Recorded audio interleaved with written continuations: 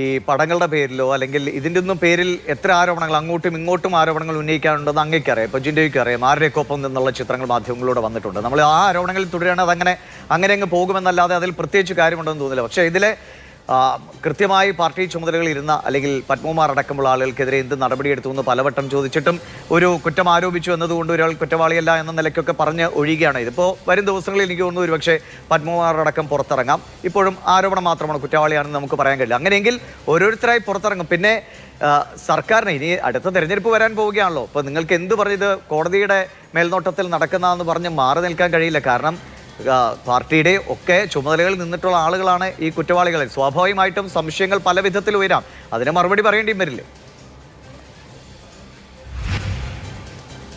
ഒന്നാമത് ഈ ഹൈന്ദവ മത വിശ്വാസികളുടെ കുത്തകയൊന്നും RV ബാബുവിനെ ആരും ഏൽപ്പിച്ചിട്ടില്ല. ഹൈന്ദവ വിഭാഗത്തിൽപ്പെട്ട സാധാരണ വിശ്വാസികൾ വെറുക്കുന്നൊരു പ്രസ്ഥാനമാണ് ഈ വിദ്വേഷ രാഷ്ട്രീയം കൈകാര്യം ചെയ്യുന്ന സംഘപരിവാറിനെയല്ല. അതുകൊണ്ട് നിങ്ങളെ ആരെയും ഇത് ഏൽപ്പിച്ചിട്ടില്ല. ശബരിമല എന്ന് കേട്ടാൽ ഉടനെ നിങ്ങൾ സുവർണാവസരം തേടുന്നവരാണ്. പിന്നെ 2.5 കോടി രൂപ ഒരു വ്യക്തി ഒരു ദിവസം കൊണ്ടൊരു ബാങ്കിലിട്ടിട്ട് ED ആ വ്യക്തിയെ തേടി പോകാത്തതിന് കാരണം എന്താണ്?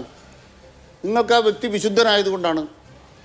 ആ വ്യക്തിയാണ് 2004 KC വേണുഗോപാൽ ദേവസ്വം മന്ത്രിയായിരുന്ന കാലത്ത് ശബരിമലയിൽ കയറ്റുന്നത്. അപ്പോൾ ശബരിമലയിലെ ദേവസ്വം മന്ത്രി KC വേണുഗോപാൽ. KC വേണുഗോപാലിൻ്റെ കാലത്ത് ഈ പോറ്റിയെ 2004 ശബരിമലയെ കൊണ്ട് തന്ത്രി കയറ്റിയാൽ CPMൻ്റെ സഖാക്കൾ ഉത്തരം പറയണോ?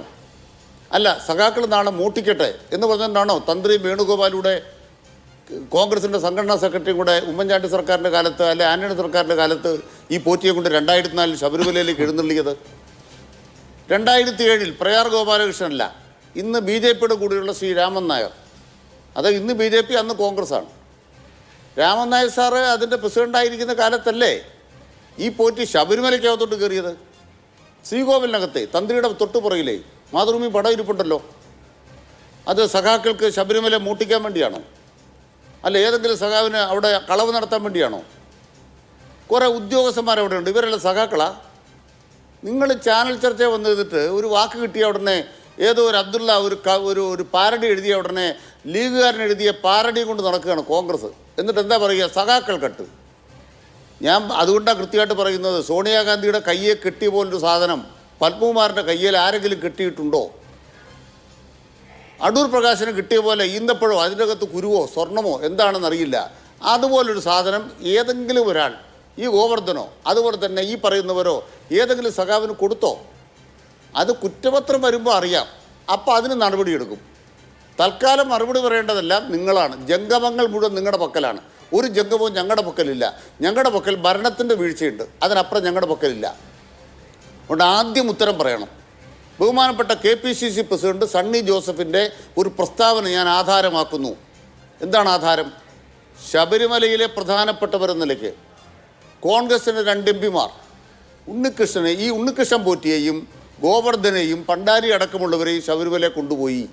KPCC പ്രസിഡൻ്റെ പ്രസ്താവനയാണ്. ഇവരെങ്ങനെ ശബരിമലയിലെ പ്രധാനപ്പെട്ടവരായി? സഖാക്കൾക്ക് എന്തെങ്കിലും തെറ്റ് ചെയ്യാൻ വേണ്ടിയാണോ ഇവരെ കോൺഗ്രസിൻ്റെ ഭരണകാലത്ത് ഈ ശബരിമലയിലെ പ്രധാനപ്പെട്ടവരാക്കിയത്? സണ്ണി ജോസഫിൻ്റെ വാചകമാണ് ഞാൻ പറയുന്നത്. ശബരിമലയിലെ പ്രധാനപ്പെട്ടവർ, ആ പ്രധാനപ്പെട്ട 2 ആളും സ്വർണം കട്ടയാളും കട്ട സ്വർണം വാങ്ങിച്ചയാളും സോണിയാഗാന്ധിയുടെ അപ്പുറം ഇപ്പുറം നിന്ന് എന്തൊക്കെയോ ചെയ്തുകൊണ്ടിരിക്കുന്നു. ശരി, അതിന് ഏത് പാസ് എടുത്തു കൊടുത്തു? ഇതിനൊന്നും ആരും ഉത്തരം പറയണ്ട, ഞങ്ങൾ കേട്ടോണ്ടിരിക്കണം. ഇവർ കമ്മ്യൂണിസ്റ്റ് പാർട്ടി ആക്രമിക്കുന്നില്ല, ഞങ്ങൾ കേട്ടോണ്ടിരിക്കണം. അതുകൊണ്ട് ഞങ്ങൾ പറയണത് എന്താണ് വസ്തുതയെന്ന് പൂർണ്ണമായി വരട്ടെ. കുറ്റപത്രം വരുമ്പോൾ അറിയാം. അതനുസരിച്ച് കർശന നടപടിയാണ് പാർട്ടി നടപടി. കുറ്റപത്രം വരുന്നു ഒരു കാര്യം കൂടെ പറയാം, ഒറ്റ കാര്യം കൂടെ പറഞ്ഞെനിക്ക് അവസാനിപ്പിക്കാം. ഹൈക്കോടതി ഇക്കാര്യത്തിൽ എടുക്കുന്ന നിലപാട് പരിശോധിക്കപ്പെടണം. കാരണം എന്താണ്? 2014 പരിശോധിക്കണമെങ്കിലും 2004 പരിശോധിക്കണമെങ്കിലും അന്നുമൊക്കെ ഹൈക്കോടതിയുടെ ഡിവിഷൻ ബെഞ്ച് ഇവിടെ ഉണ്ട്, ദേവസ്വം ബെഞ്ച് ഇവിടെ ഉണ്ട്. ഈ ശബരിമലയുടെ കാര്യത്തിൽ മന്ത്രിക്ക് എന്താ അധികാരം? ഒരു വാക്കൂടെ ഞാൻ പറയാം. 2021 സ്വർണം പോയോ അവിടുന്ന്? 2021 പോറ്റി ഈ ദ്വാരപാലക ശില്പം കൊണ്ടുപോയോ? നമ്മളൊരു ചർച്ച പങ്കെടുക്കുമ്പോൾ കളവ് പറയരുത്. ബഹുമാനപ്പെട്ട RV ബാബു സാറിനോട് ഞാൻ പറയുകയാണ്, 2025 ഇപ്പോഴത്തെ പ്രശാന്തിൻ്റെ കാലത്ത്, ഇപ്പോഴത്തെ ഗവൺമെൻറ് കാലത്ത് പോറ്റിയുടെ കൊടുത്തു വിട്ടിട്ടില്ലെന്ന്, കൊണ്ടുപോയ സ്വർണം കുറഞ്ഞിട്ടില്ലെന്ന്. എന്തായാലും എവിടെയോ അറിഞ്ഞു, അതുകൊണ്ട് ഇതൊക്കെയാണ് രേഖ, ഹൈക്കോടതി കൊടുത്ത രേഖ. തടസ്സപ്പെട്ടു നിങ്ങൾ ഞാൻ എന്നതാണ് കോടതിയിലെ രേഖയാണ് ഒരു തരത്തിൽ ആധാരമാക്കുന്നത്. പറഞ്ഞാൽ എൻ്റെ ഭാഗ്യം, കയ്യിൽ അല്ലെങ്കിൽ അതും തെളിവുണ്ട്. കൂടി അന്വേഷിക്കേണ്ടി വരും. ശരി, ഹൈക്കോടതിയുടെ ശരി. ഉത്തരവ് ഞാൻ അങ്ങയിലേക്ക് ഞാൻ ഹാജരാക്കാം. ശരി.